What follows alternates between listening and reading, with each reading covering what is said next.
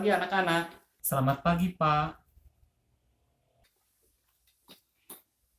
Oke, bismillahirrahmanirrahim. Assalamualaikum warahmatullahi wabarakatuh. Waalaikumsalam warahmatullahi wabarakatuh. Apa kabar hari ini anak-anak? Alhamdulillah baik. Apakah sudah siap belajar? Siap sudah, Pak? Oke, sebelum melakukan aktivitas atau kita memulai pembelajaran hari ini, alangkah lebih baiknya jika kalian dan Bapak juga berdoa terlebih dahulu. Oke, KM persiapkan dulu teman-temannya untuk berdoa.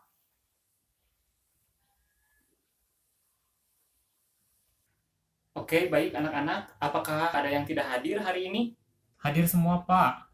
Alhamdulillah kalau begitu. Semoga kita semua selalu terus diberikan kesehatan oleh Allah dan selalu berada dalam lindungannya. Amin ya Allah ya Rabbal Alamin.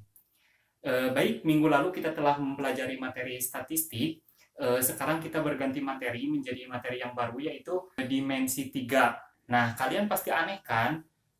Sebelumnya belum pernah mendengar materi tentang dimensi 3.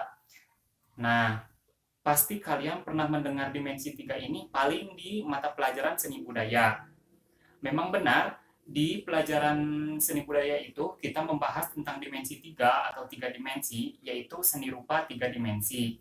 Nah, padahal 3 dimensi atau dimensi 3 ini sebenarnya berawal dari matematika.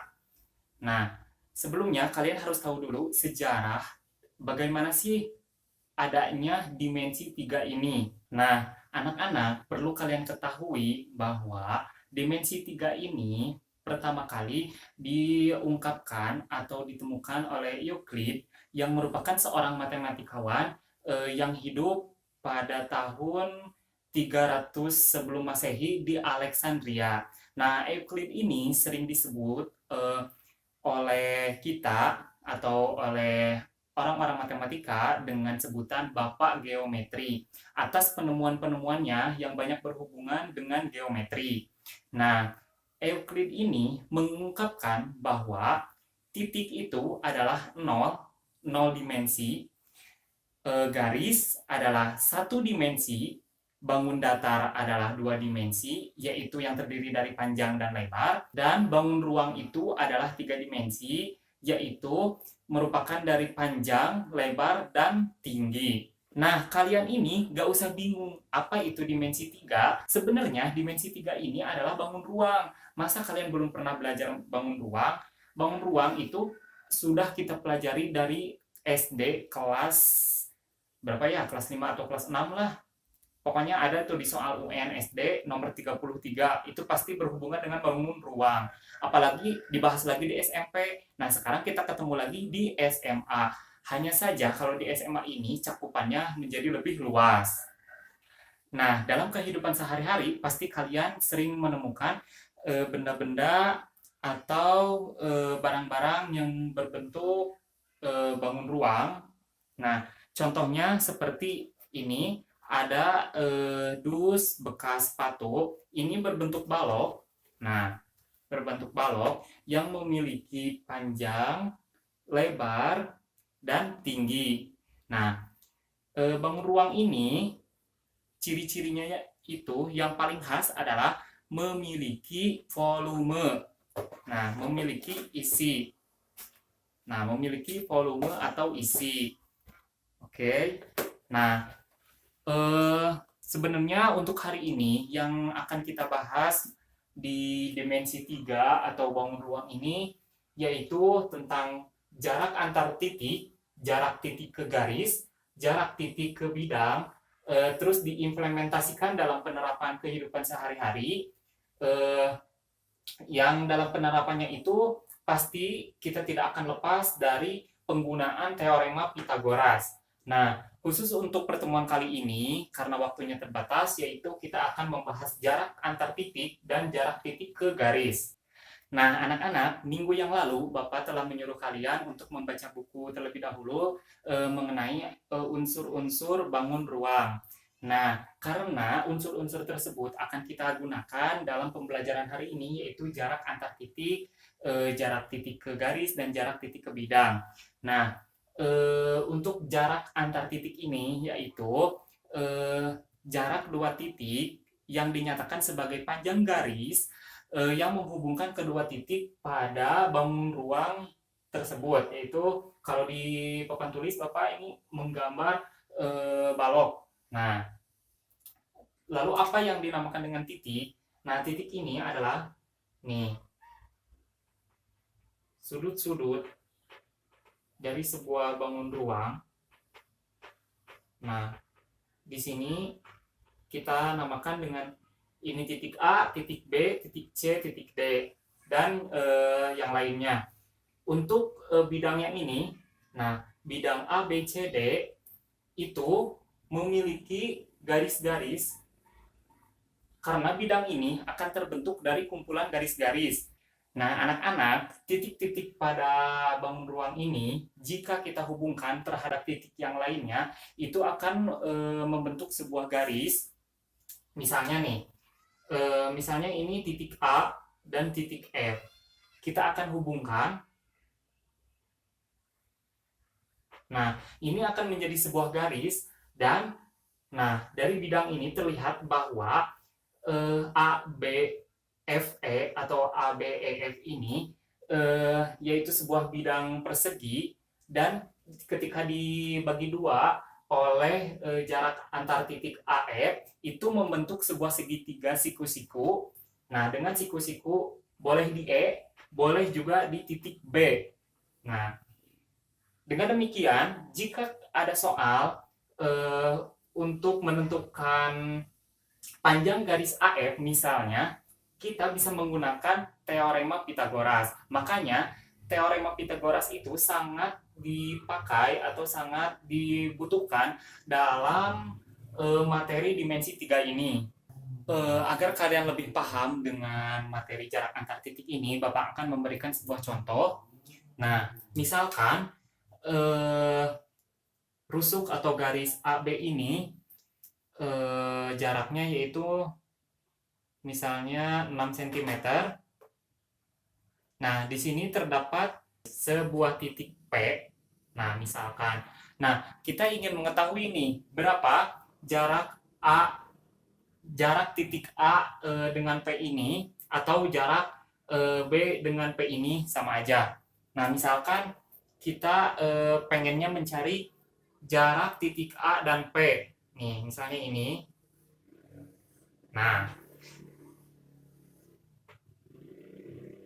A, P yang kita ingin cari.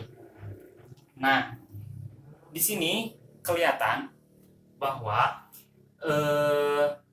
A, E, P ini berbentuk sebuah segitiga siku-siku dengan titik sudut atau titik siku-sikunya yaitu berada di E, ya.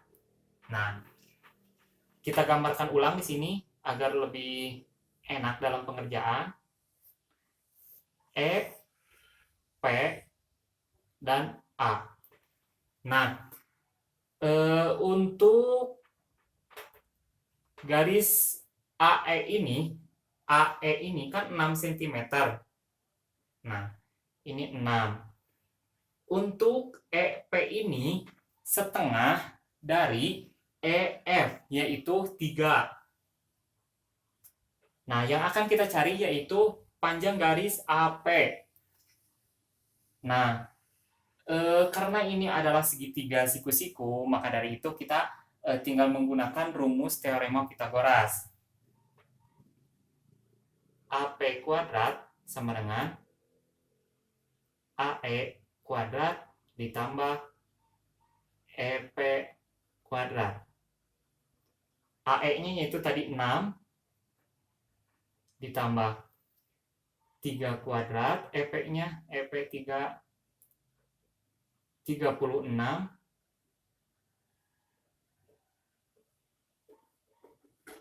ditambah 9, AP2 sama dengan 45. AP sama dengan akar 45. Nah, AP ini yaitu akar 45 atau jika disederhanakan menjadi 3 akar 5. Anak-anak, perlu kalian ketahui bahwa kadang-kadang dalam soal ujian atau soal-soal latihan itu jarak antar titik ini ada yang dinyatakan dalam koordinat. Misalnya jaraknya itu dinyatakan dalam misal A, X, Y, dan Z. Nah, tidak menutup kemungkinan dalam soal ujian itu untuk soal jarak antar titik ini dinyatakannya seperti ini. Itu sangat mungkin sekali. Nah, untuk rumusnya itu tersendiri yaitu misalnya A dinyatakan dengan X1, Y1, dan Z1, B X2, Y2, Z2.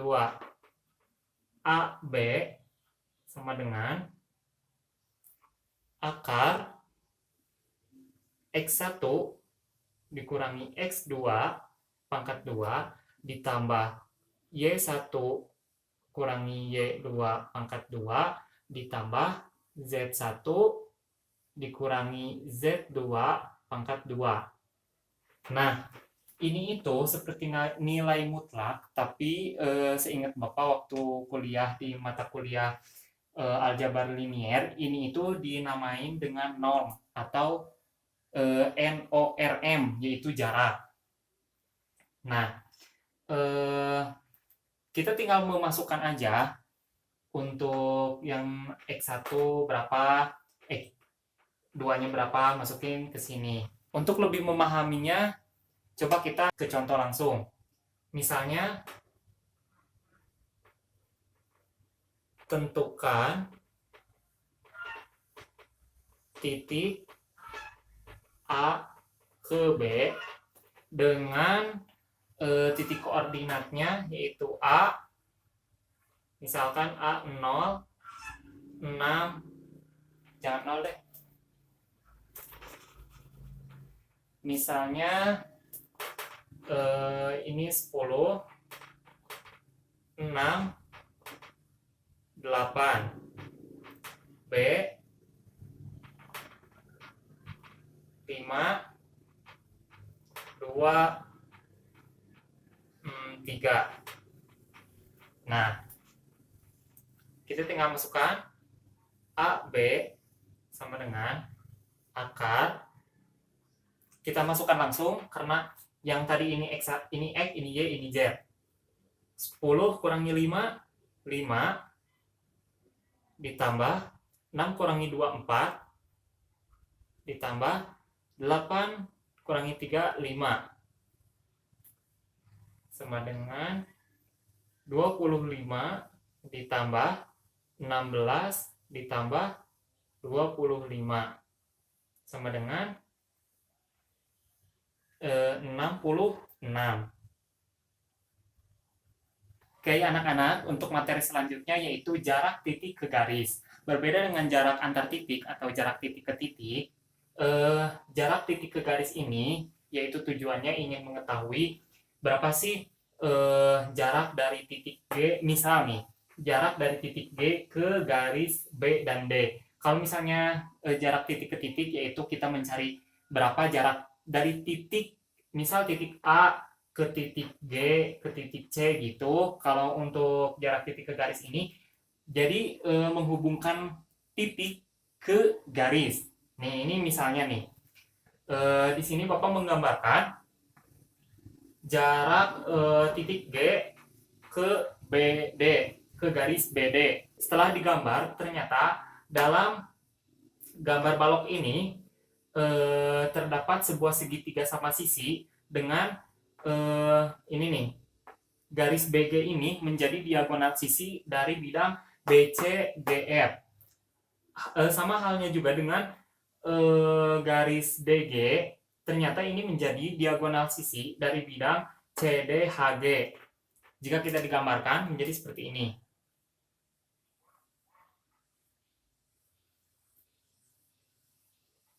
Nah, misal ini D, ini B, ini G. Nah, ini tuh menjadi segitiga sama sisi, bukan sama kaki. Nah, untuk mencari jaraknya berapa dari titik G ke garis BD, kita tinggal cari menggunakan rumus Pitagoras, yaitu dengan menarik tegak lurus sebuah garis dari titik G ke garis BD. Nah, sehingga didapat sebuah segitiga siku-siku dari segitiga GBD ini. Nah, ini dengan siku-sikunya di sini, tepat di tengah-tengah. Kita misalkan ini tengah-tengahnya yaitu P.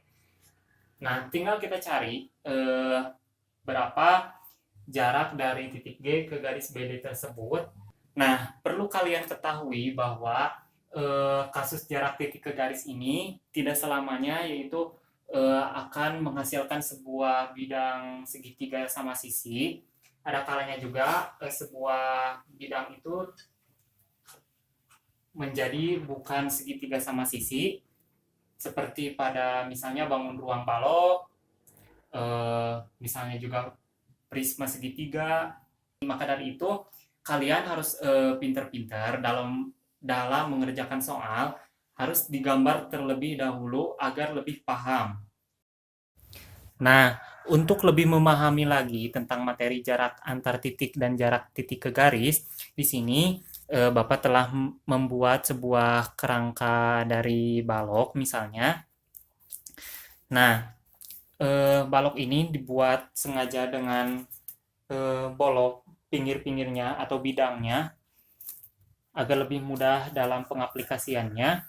Nah, ini adalah kerangka balok. Misalnya, kita ingin mengetahui jarak dari titik A ke titik G misalnya. Ini dari titik A ke titik G. Nah, tinggal ini ke sini kan. Nah, dapat kita ketahui bahwa jarak dari titik A ke titik G ini dapat dicari dengan menggambar dulu ini nih. Ini jarak antara A dan C, kita kasih juga dengan garis. Nah, sehingga terbentuk sebuah segitiga siku-siku, yaitu dengan siku-sikunya di titik C. Nah, dengan siku-sikunya di titik C. Setelah itu kita cari jarak A ke G menggunakan teorema Pitagoras seperti biasa. Nah, untuk selanjutnya, misalnya kita ingin mengetahui sebuah titik yang dihubungkan dengan garis AC.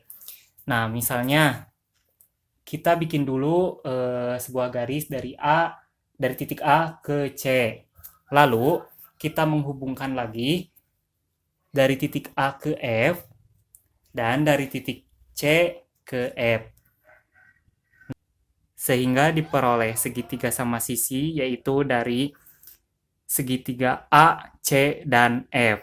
Dengan dicari terlebih dahulu, misalnya, kan kita ingin mencari nih, titik dari titik tengah ini, jarak dari F ke garis AC ini, karena kalau pas digambar ini harus digambar lagi sebuah garis tegak lurus dari garis AC ke titik F. Nah, kita cari dulu dari garis tegak miring yang ada di bidang ini, bidang BF, BCGF ini. Cari, yang ini juga cari, lalu ini juga cari. Nah, udah ada nih garis-garisnya. Udah ketemu jarak-jaraknya ini berapa. Lalu kita cari dari yang tadi di gambar di tegak lurus dari garis AC ke F ini, sehingga diperoleh hasil dari berapa jarak F ke garis AC. Silahkan jika ada yang ingin ditanyakan, barangkali ada yang belum mengerti dengan materi hari ini. Kenapa Pak dalam mengerjakan soal pada materi dimensi 3 ini harus digambar terlebih dahulu? Ya harus, itu harus digambar. Karena buat apa? Biar mempermudah kalian dalam pengerjaan soal tersebut. Karena jika biasanya di soal itu cuma diberikan sebuah deskripsi saja tanpa ada gambar, itu akan sangat mempersulit kalian dalam pengerjaan. Jika dirasa ada yang masih sulit, dirasa ada yang masih belum mengerti, coba tuliskan di kertas, kumpulkan ke KM, nanti KM kasih ke Bapak, nanti kita bahas lagi minggu depan. Oke, sekian untuk materi hari ini. Jangan lupa pelajari materi jarak titik ke bidang untuk minggu depan. Coba kalian kerjakan latihannya di rumah, pelajari lagi materi yang telah kita pelajari hari ini. Semoga dengan mempelajari jarak antar titik dan jarak titik ke garis ini dapat memberikan sebuah manfaat kepada kalian untuk diterapkan dalam kehidupan sehari-hari. Nah, di sini Bapak ada tugas, yaitu ada di LKS dan ada juga di buku paket. Silahkan kalian kerjakan. Minggu depan akan dikumpulkan sekaligus dibahas. Oke, terima kasih atas perhatian kalian. Wassalamualaikum warahmatullahi wabarakatuh.